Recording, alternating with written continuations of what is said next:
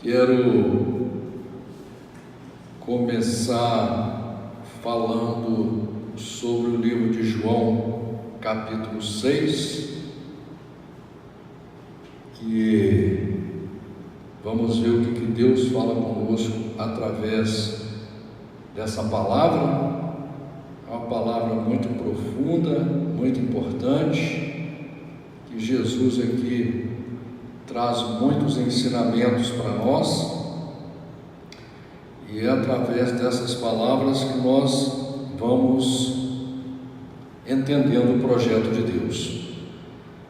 Diz lá no livro de João, capítulo 6, versículo 1, assim: Depois disto partiu Jesus para o outro lado do mar da Galileia, que é o de Tiberíades, e grande multidão o seguia, porque via os sinais que operava sobre os enfermos.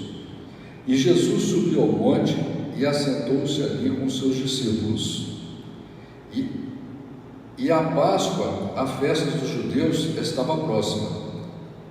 Então Jesus, levantando os olhos e vendo que uma grande multidão vinha ter com ele, disse a Felipe: Onde compraremos pão para eles comerem? Mas dizia isto para o experimentar, porque ele bem sabia o que havia de fazer. Filipe respondeu-lhe: 200 dinheiros de pão não lhes bastarão, para que cada um deles tome um pouco. E um dos seus discípulos, André, irmão de Simão Pedro, disse-lhe: Está aqui um rapaz que tem 5 pães de cevada e 2 peixinhos. Mas que é isso para tantos? Irmãos, eu quero parar aqui para fazer uma referência ao Velho Testamento, porque a Bíblia é texto e contexto,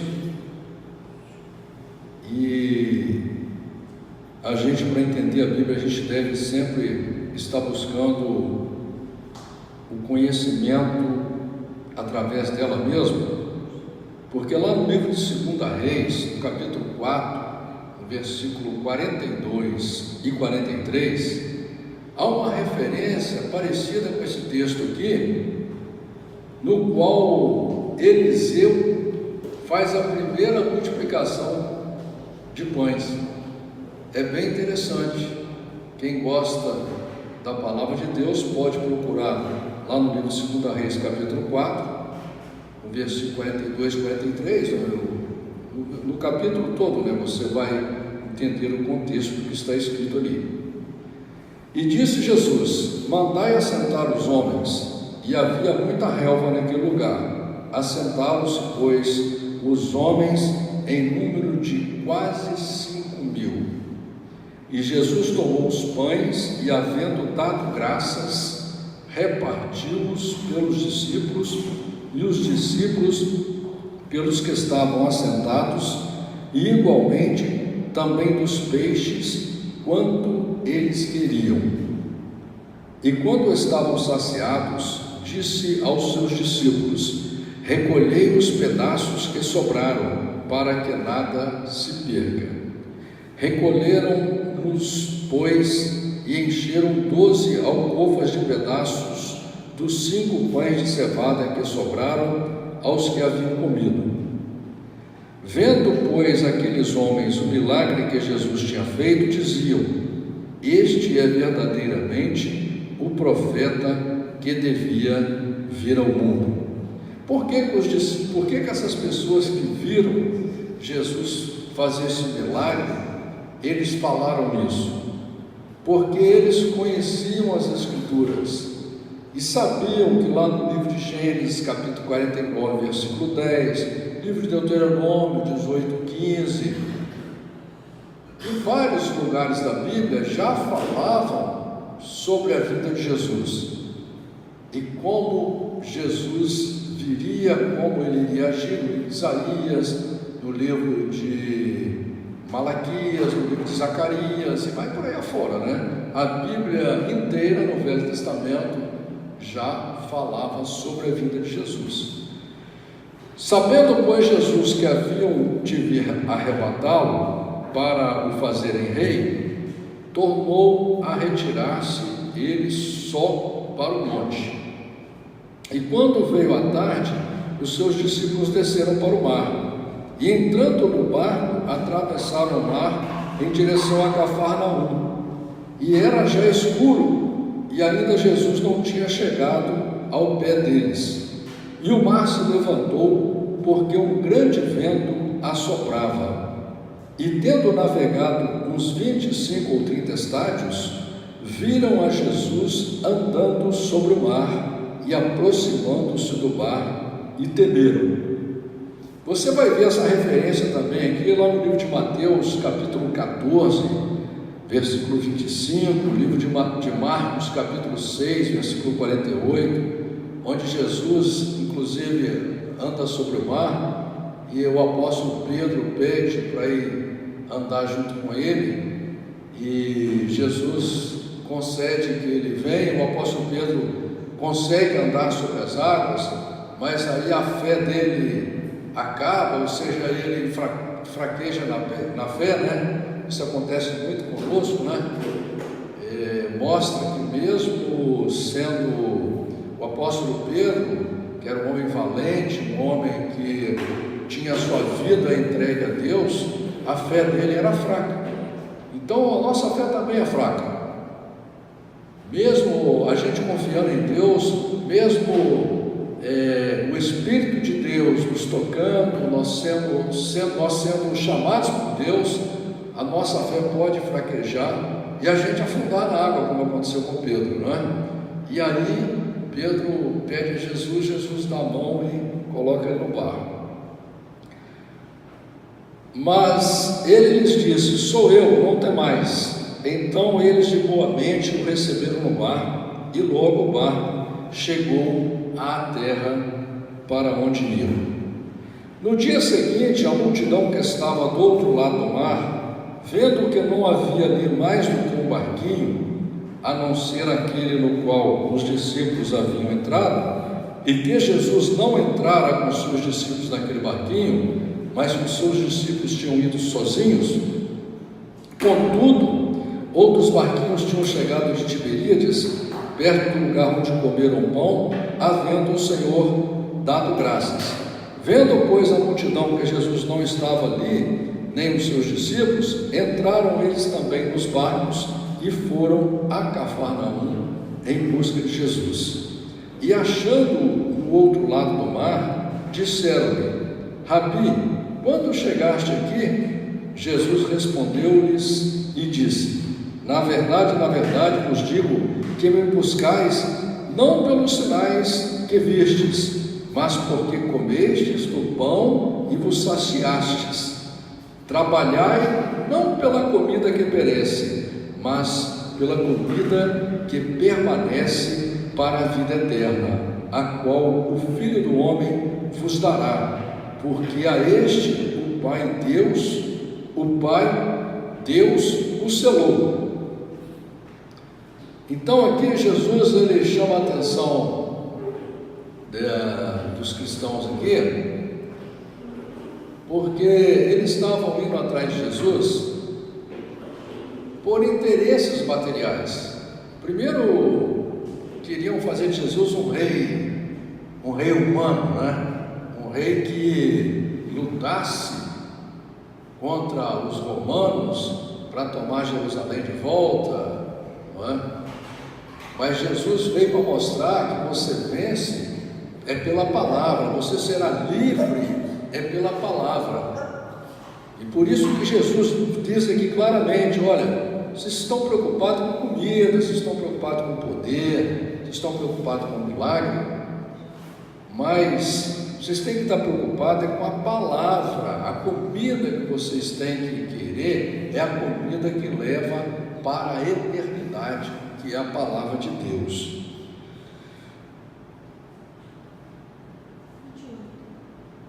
Disseram-lhe, pois: que faremos para executarmos as obras de Deus? Jesus respondeu e disse-lhes: a obra de Deus é esta, que creais naquele que Ele enviou. Então, você tem que crer em Jesus. Agora, se a gente sair pelo mundo aí perguntando, você crê em Jesus? 99% das pessoas que você encontrar, elas vão dizer que creem. Mas só acreditar que Jesus existiu, não adianta. Crer não é isso. Para você acreditar em Jesus, você tem que conhecer Jesus primeiro. Você tem que saber como ele pensava, você tem que conhecer as palavras dele, você tem que saber tudo sobre ele. Porque senão você vai acreditar naquilo que a sociedade criou, que a religião criou, ou que você criou no seu pensamento. Você vai criar um Jesus para você. A Bíblia descreve Jesus real. Então é nesse que você tem que acreditar. Aí sim, quando você, através das Escrituras, conhecer o verdadeiro Jesus, o verdadeiro Deus e a vida eterna, aí sim você vai conseguir alcançar. Disseram-lhe, pois, que sinal, pois, fazes tu para que o vejamos e creiamos em ti? Que operas tu? Nossos pais comeram o maná no deserto, como está escrito: deu-lhes a comer o pão do céu. Olha, Jesus aqui agora, eles pedem um sinal para Jesus. Jesus diz para eles o seguinte, Jesus cita, por isso que ele fala, como está escrito. Jesus cita Êxodo capítulo 16, versículo 12, e cita Números capítulo 11, versículo 7, quando Deus dá o maná do céu. Aí o que Jesus falou? Olha, o pai de vocês foram alimentados por Deus, não precisaram nem de trabalhar, de fazer nada. Deus alimentou eles com maná do céu, com carne, né? Deu água. Disse depois Jesus: na verdade vos digo, Moisés não vos deu o pão do céu, mas meu Pai vos dá o verdadeiro pão do céu. Porque o pão de Deus é aquele que desce do céu e dá vida ao mundo. Disseram-lhe, pois, Senhor, dá-nos sempre desse pão. E Jesus lhes disse: eu sou o pão da vida. Aquele que vem a mim não terá fome, e quem crê em mim nunca terá sede. Mas já vos disse que também vós me vistes, e contudo não credes. Todo o que o meu Pai me dá virá a mim, e o que vem a mim, de maneira nenhuma o lançarei fora. Porque eu desci do céu, não para fazer a minha vontade, mas a vontade daquele que me enviou.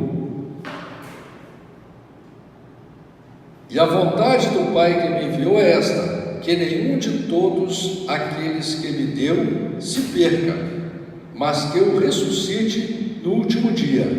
Porquanto a vontade daquele que me enviou é esta: que todo aquele que vê o Filho e crê nele tenha a vida eterna, e eu o ressuscitarei no último dia.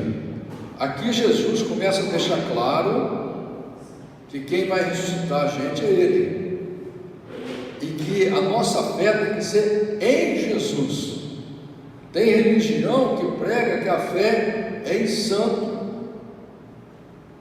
tem milhares e milhares de santos em santa, né?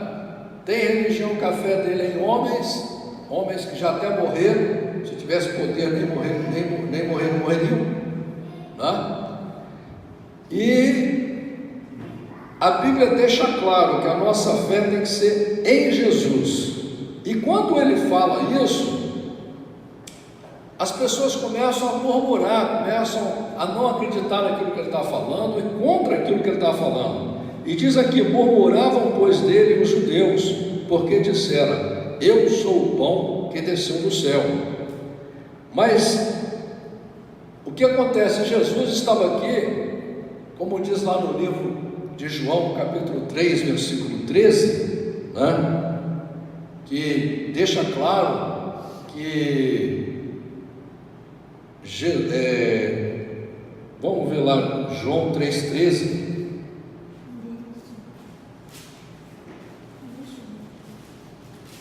João 3,13, que diz assim: ora, ninguém subiu ao céu, senão o que desceu do céu, o Filho do Homem que está no céu. Então isso mostra que Jesus, ele veio do céu e se tornou carne, não é? É assim que prega a palavra de Deus. E diziam: não é este Jesus, o filho de José, cujo pai e mãe nós conhecemos? Como, pois, diz ele, desci do céu? Respondeu, pois, Jesus e disse-lhes: não murmureis entre vós.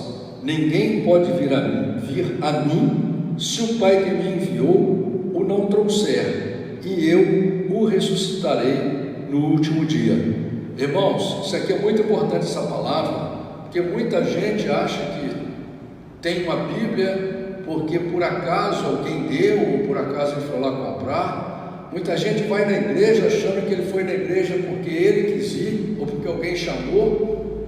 Mas Jesus está deixando claro: ninguém vem a mim sem que o Pai o atraia. Nós somos atraídos por Deus, e Deus nos dá a Bíblia, e Deus nos traz a igreja para nos ensinar. Ensinar o quê? O projeto dele, para que a gente possa andar conforme a vontade dele, porque nós somos feitos para viver com Deus no céu, e a gente tem que se preparar para isso. Por isso que todo aquele que crê em Jesus, ele desde quando começa a crer até o seu último segundo de vida, ele luta para entrar no reino de Deus, ele se esforça. O reino de Deus, ele é conquistado à força, é com vontade, é você lutando contra quem? Lutando contra você, contra a sua carne, contra o seu corpo, contra os seus pensamentos, contra aquela cultura podre que a sociedade colocou na sua cabeça, contra toda a religiosidade que colocaram em você, entendeu? Contra os seus desejos da carne, contra o seu coração enganoso. Você vai ter que lutar a vida inteira. E por isso que diz aqui que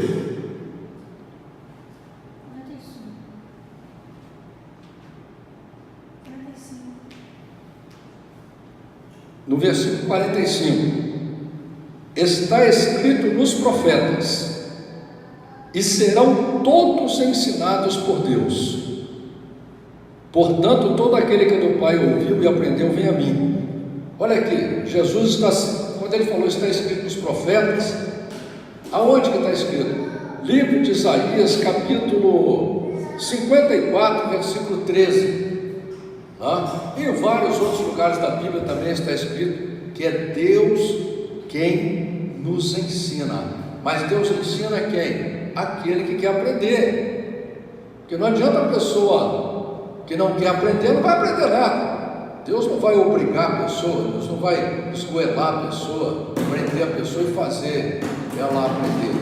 Você que tem que querer e saber que é muito difícil chegar a Deus. Se fosse fácil, Jesus tinha falado: olha, fica tranquilo, leia dois versículos bíblicos aí, vai na igreja uma vez só, está resolvido. Jesus falou: a porta é estreita e você tem que lutar para conquistar essa porta. É uma guerra todos os dias na sua vida, você luta contra tudo e contra todos, mas por isso que a Bíblia diz que você tem que amar a você mesmo. Se você amar a você mesmo, você não vai aceitar a sua morte eterna. Você vai lutar para ressuscitar e viver no mundo que você sonha. Você fica sonhando em ser feliz todos os dias aqui na terra e sabe que não vai ser, porque a sua vida está passando e você não alcançou ainda a plena felicidade. Por isso que aquele que crê que Deus existe de verdade e que é Ele que vai nos dar felicidade.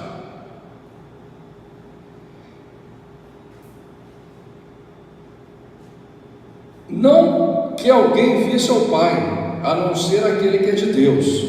Este tem visto ao Pai. Na verdade, vos digo que aquele que crê em mim tem a vida eterna. Eu sou o pão da vida. Vossos pais comeram o maná no deserto e morreram. Este é o pão que desce do céu, para que o que dele comer não morra. Jesus está dizendo aqui de novo: olha, aquele pessoal recebeu um milagre, receberam comida gratuita, viram o mar se abrir, viram água sair da rocha, viram tudo quanto é tipo de milagre. Aí, morreram. Lázaro foi ressuscitado no 4º dia. Já estava morto há 4 dias, Jesus ressuscitou ele, mas e daí? Morreu de novo. E o que as pessoas estão fazendo hoje, principalmente, com toda a facilidade que nós temos do conhecimento, ainda continuam só indo na igreja, só indo atrás de Deus para buscar milagre da terra. Só milagre da terra. Quando nós somos chamados, é para buscar o reino de Deus, é para buscar a vida eterna. Quando nós somos chamados para nos convertermos de todo o nosso coração, nos convertermos de verdade, para podermos estar qualificados para receber o maior prêmio que o ser humano pode receber, que não é só vencer a morte, como também viver eternamente em um mundo perfeito.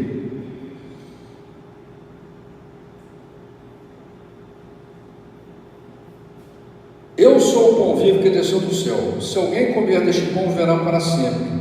E o pão que eu der é a minha carne, que eu darei pela vida do mundo.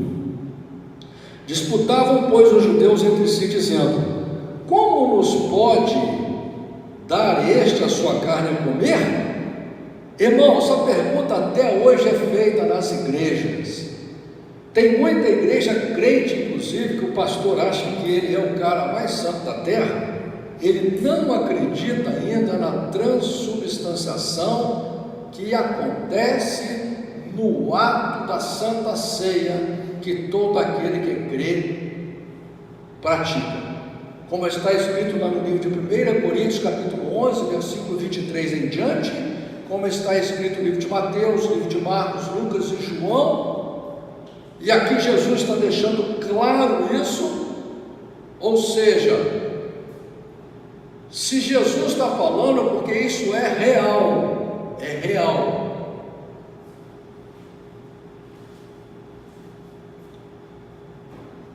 Jesus, pois, lhes disse: na verdade vos digo, que se não comerdes a carne do Filho do Homem, e não beberdes o seu sangue, não tereis vida em vós mesmos.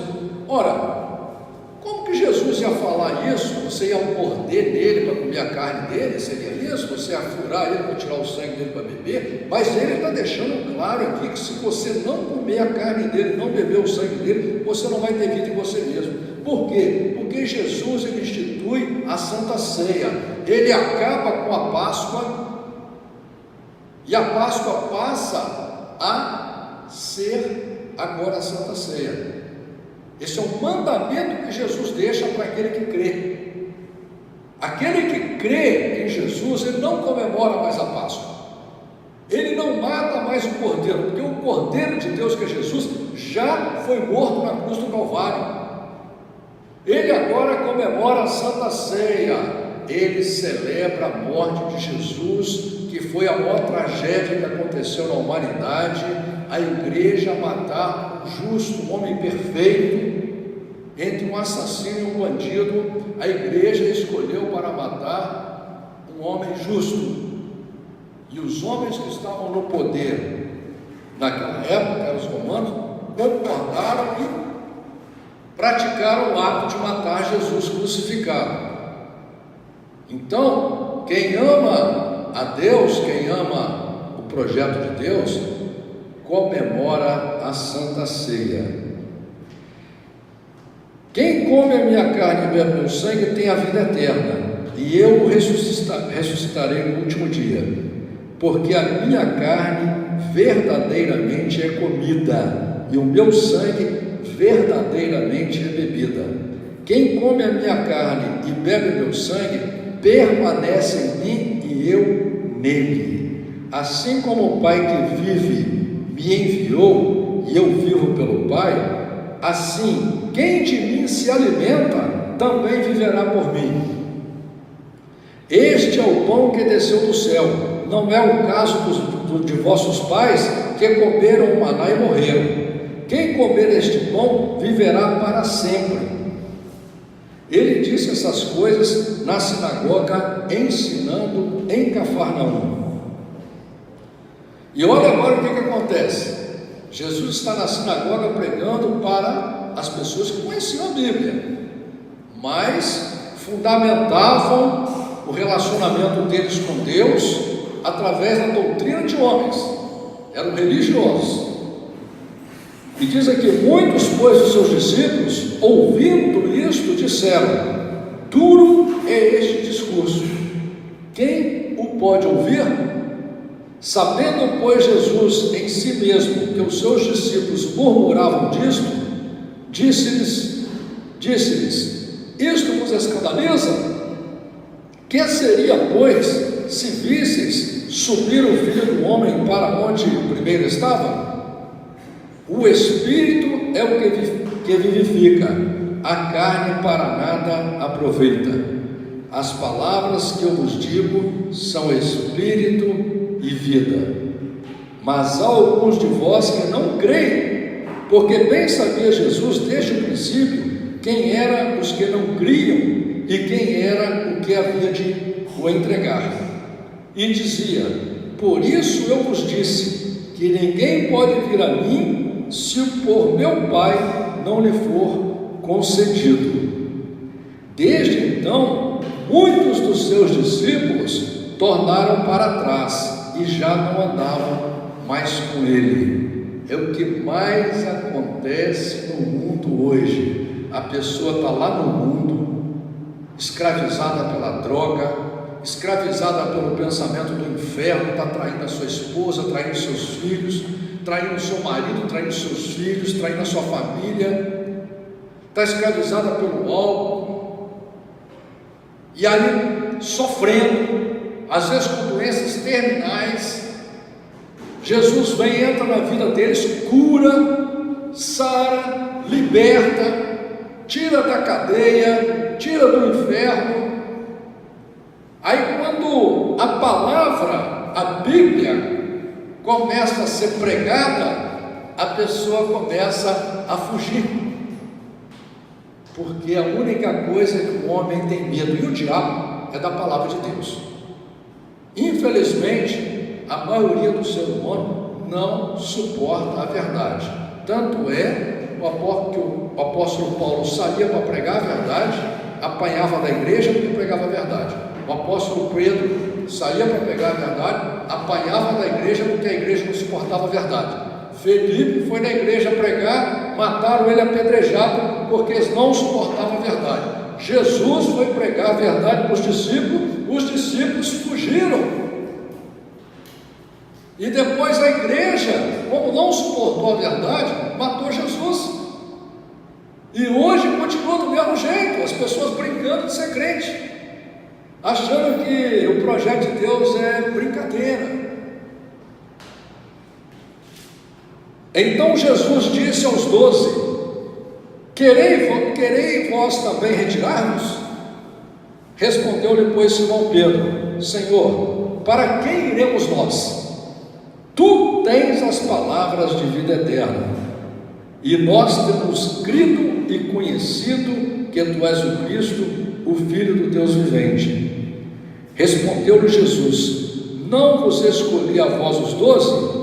E um de vós é um diabo. E isto dizia ele de Judas Iscariotes, filho de Simão, porque este o havia de entregar, sendo um dos 12. Aqui tem um grande exemplo também, porque Judas anda por Jesus, foi chamado por Jesus, foi escolhido por Jesus, vê os milagres de Jesus, Jesus trata ele igual a todos os outros, mas ele não se liberta. Por quê? Porque não quis se libertar. Porque Jesus avisa várias vezes para ele, mas ele não quer se libertar. E no final, traz Jesus e se mata. É isso que, infelizmente, a maioria das pessoas fazem. Não aceitam os milagres de Jesus, não aceitam as palavras de Jesus, não aceitam a presença de Jesus, estão sempre vivendo no mundo material, no mundo carnal. O projeto deles é só na terra. E aí o que eles fazem? Eles abandonam a Jesus. E o que vai acontecer com eles? A morte, assim como a de Judas. Morre para a eternidade.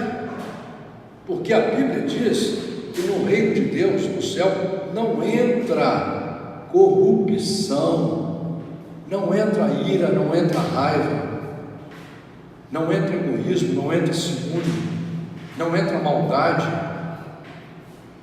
Então, como que nós vamos entrar cheio dessas misérias, sem ter um desejo, pelo menos, de aceitar a palavra de Deus e lutar todos os dias para que a gente se converta?